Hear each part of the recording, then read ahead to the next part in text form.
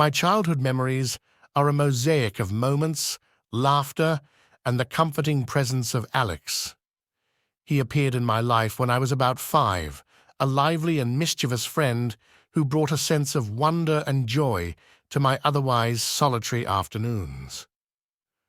Our initial encounter took place in the backyard of our old house, a quaint place with creaky floorboards and a garden that seemed to stretch on forever. "Hey, what are you up to?" A cheerful voice echoed in my ears, making me jump. I turned around to find a friendly face, a boy about my age with a mischievous glint in his eyes. That was the beginning of a friendship that would shape my entire childhood. We spent countless afternoons exploring the hidden corners of the garden, inventing imaginary worlds, and embarking on epic adventures. Alex was my confidant, the one I shared my dreams and fears with. His laughter echoed in the hallways of that old house. One summer evening, as the sun dipped below the horizon, casting a golden glow over the landscape, Alex and I sat on the porch, watching fireflies dance in the fading light. "Isn't this magical?" Alex remarked, his eyes filled with wonder. "Yeah, it really is," I replied, captivated by the beauty of the moment. Little did I know that these innocent childhood memories would lay the foundation for a connection that transcended the boundaries of the living and the spectral. As the years passed, Alex became an integral part of my daily life. He was there during the first day of school, offering encouragement and a reassuring presence. When I faced the challenges of adolescence, Alex provided a listening ear, a source of comfort amid the storm of growing up. There was a particular memory from my teenage years that stood out. I was going through a rough patch, feeling isolated and misunderstood. One gloomy evening, I retreated to my room, the weight of the world on my shoulders. As I slumped against the wall, Alex materialized beside me. "Hey, tough day, huh?" he said, his voice filled with empathy. I nodded, unable to find the words to express the whirlwind of emotions inside me. In that moment, Alex didn't need words. He simply sat beside me, a silent pillar of support. His presence was a reminder that I was not alone, that even in the darkest moments, there was someone who cared. Despite the solace Alex provided, the knowledge that he was considered an imaginary friend by those around me cast a shadow on our relationship. My parents, well-intentioned but concerned, tried to gently coax me away from what they believed was a mere childhood fantasy. The visits to psychologists became a routine, but Alex remained steadfast, an unwavering companion through it all. One poignant memory lingered from those therapy sessions. I sat in a small, sterile room, surrounded by toys and drawings meant to unlock the secrets of my imagination. The psychologist, a kind woman with gentle eyes, tried to engage me in conversation. "Tell me about your friend, Alex. What does he look like?" she asked. I was far too old for the toys lingering in this room. It became very clear to me in that moment that what I had was not normal. In the end, I described Alex as a product of my imagination, a figment of creativity. The psychologist nodded knowingly, unaware of the supernatural bond that defied explanation. As adulthood beckoned, the revelation of Alex's true nature brought a mix of emotions.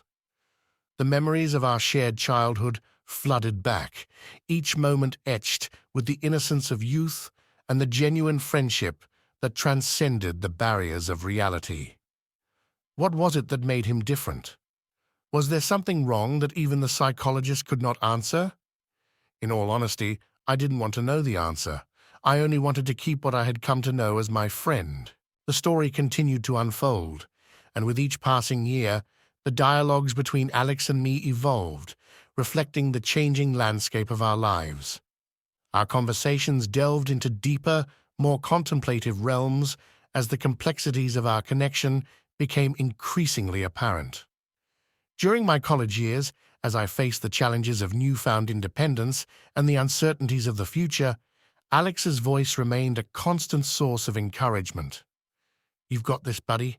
I've seen you overcome so much already," he reassured me during late-night study sessions and moments of self-doubt. "Yeah, but sometimes I feel like I'm walking a tightrope without a safety net," I confessed, the weight of expectations pressing on my shoulders. Alex chuckled, his voice a familiar echo. "Life is like that for everyone, living or not. Just take one step at a time and remember, I'm right here with you." As my career unfolded and the complexities of adult relationships entered the picture, Alex became a sounding board for the challenges of navigating love and loss. "I met someone," I shared tentatively one evening, unsure of how he'd react to my admission. "Oh, that's fantastic! Tell me everything!" Alex's enthusiasm was infectious, and we spent hours discussing the intricacies of love and the bittersweet dance of relationships. Yet, as joyous moments unfolded, there were times when life threw curveballs that left me questioning everything. "I lost my job," I sighed, the weight of disappointment heavy in my voice. Silence hung in the air for a moment before Alex responded, "It's just a detour, not a dead end. You're resilient, and we'll figure this out together." And so, the talks between us became a lifeline, a connection to a friend who had witnessed the ebb and flow of my entire life.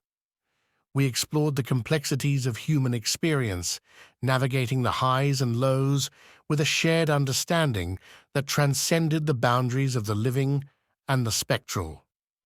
As the years advanced, so did our shared exploration of the supernatural.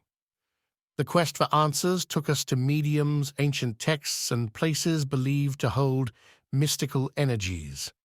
Each revelation added new layers to our understanding, and the dialogues evolved into philosophical discussions about the nature of existence and the interplay between life and death.